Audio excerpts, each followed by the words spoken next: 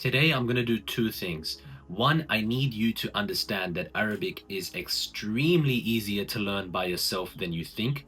And number two is I'm going to give you an actionable step-by-step plan that you can start following literally after you finish watching this video to actually achieve that. But first, I need you to understand this. For the vast majority of my life, I could only read Arabic, and I understood maybe 5% of the Quran if I ever tried to read it in just Arabic. And Alhamdulillah, that's better than not being able to read it at all. I was in a position where most Muslims were at that point. But I genuinely felt like no connection to the Quran when I read it. Maybe a little bit if I had the translation, but reading it just in Arabic, I didn't really understand what the miracle aspect of the Quran was. And it seems normal because most people are like that. But I didn't realize how much it actually got to me. Years down the line, in my late teen years, I started losing connection to Islam. I started having weak iman. I started doubting things that were foundational to your belief in Islam, like the existence of God. And yet I felt like I was doing everything right. I would go out and ask questions and try to get my questions answered. And honestly, I would get the right answer as well. It felt like it all made sense. And yet those doubts would just come back. But the problem was much deeper than I thought. Anyways, as you can guess, fast forward a few years, Alhamdulillah, I did find the solution. When I was around 17 years old, I started delving into this world of learning Arabic by myself through an app, Duolingo. And it was completely unrelated to my Iman problem. I was genuinely just doing it for fun. But anyways, there was a snowball effect and I wanted to keep learning Arabic, and I did. And around 6 months later, I remember there was one time which was pivotal. I was reciting Surah Muddathir, which is one of the surahs that I had memorized already. And while I was reciting the surah, even though I had recited it so many times before, this time I was understanding what I was reciting, and it felt amazing. For the first time, I felt a genuine deep connection to the Quran in Arabic while reciting it in Arabic. The reason I told you that story is so you can understand that this is no little thing. For you to be able to start learning Arabic by yourself is going to make a big difference for your Iman, and you can do that without sacrificing significant amounts of your life to learning Arabic, like going to Medina or going to Egypt. Of course you can do those things, but not all of us can with our busy life. So I'm going to give you now the actionable step-by-step plan on how you can actually achieve that, and this is based on what I did plus extra things that I think will make your journey a lot faster than mine was. Now, earlier I mentioned that I started off with Duolingo, and Duolingo is not the reason that my Arabic improved so well. Honestly, Duolingo is just like any other basic app. It's like a language learning app. But there was one particular aspect of me doing Duolingo that made me stick to learning Arabic in the long run. And that is because Duolingo was my minimum viable daily learning. A minimum viable daily learning is something that you can stick to every single day, no matter how busy you are. It doesn't matter if you're working 9 to 5 plus overtime. It doesn't matter if you're studying. It doesn't matter what it is. You have to be able to do your minimum viable daily learning. And because I say that, you can imagine it has to be something simple, something easy, something that doesn't tax you mentally too much or time-wise. And for me, it was simple. It was Duolingo. All I had to do was just do my Duolingo every day, and it took, through 2-3 minutes, maybe at most 5 minutes, maybe if I did a few lessons, 10 minutes. But the thing is, it was easy, it was fun, and I knew I could do it every day. On top of that, apps that have the streak aspect like Duolingo kind of encourage you to just keep going in general. But I want to explain the real psychology behind the minimum viable daily learning.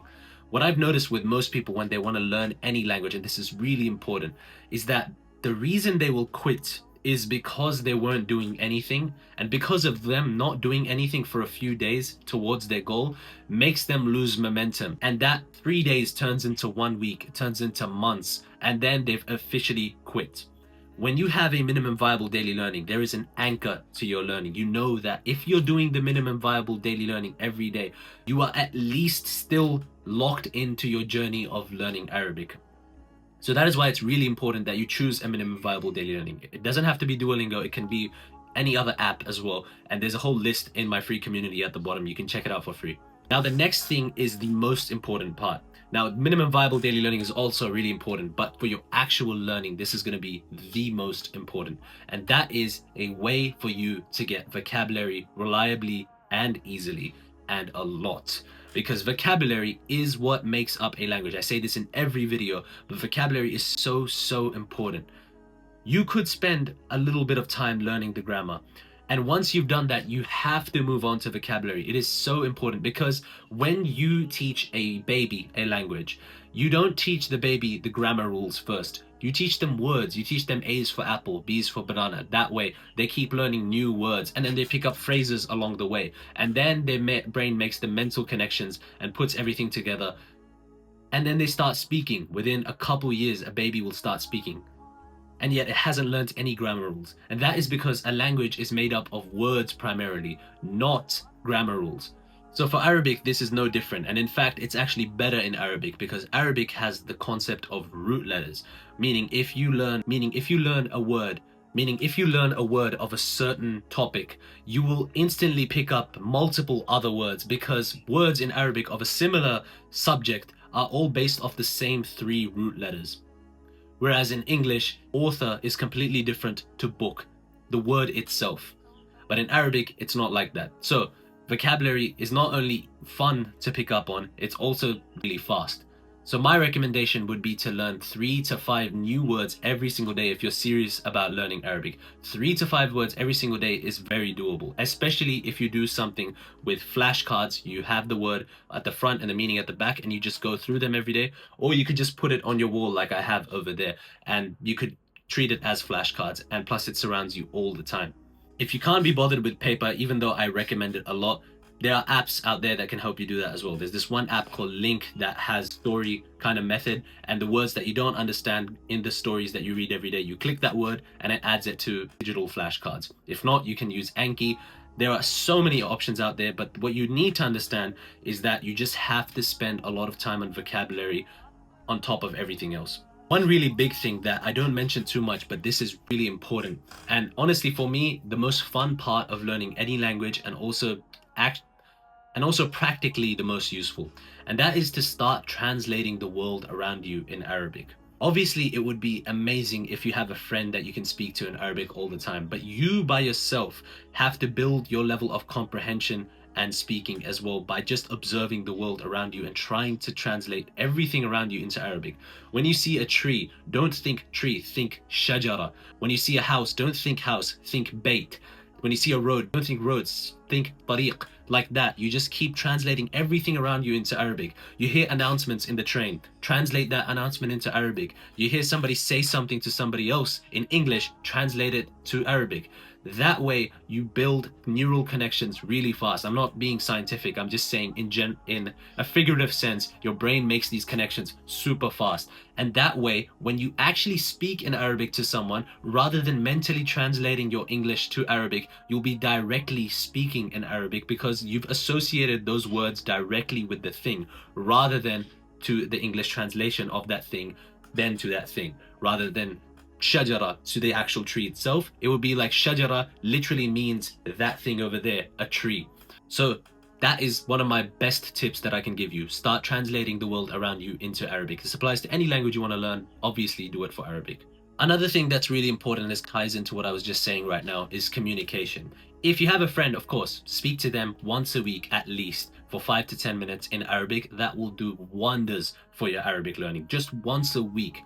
But if you can't do that, I have a video where if you can't do that, I have a guide in my YouTube channel that shows you how you can actually use AI to speak to it in Arabic. And that's really useful as well because you get a bit of back and forth, you get some help, you can ask questions to the AI as well.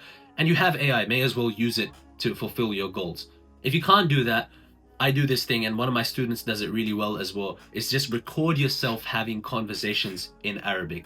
If you record yourself having conversations in Arabic, yourself can review it, or you can send it to somebody else who knows Arabic and they can review it for you in their own time. Incredibly useful. I used to do this a lot, but to be honest, I didn't share it to anyone. I would just kind of translate it myself later on or fix my mistakes later on, which is not optimal, but I'm telling you to give it to someone else so that they can review it for you. And the most important thing is for you to understand that you are the average of the 5 people that you spend the most time with. So if you're surrounded by people who are learning Arabic, that will make a massive difference for you to actually learn Arabic faster as well and stick to your goal in the long run. At the bottom is a community with 1,000+ people that all have the same goal as you of trying to learn Arabic. So go down there, join for free, and inshallah, I will see you in the next video.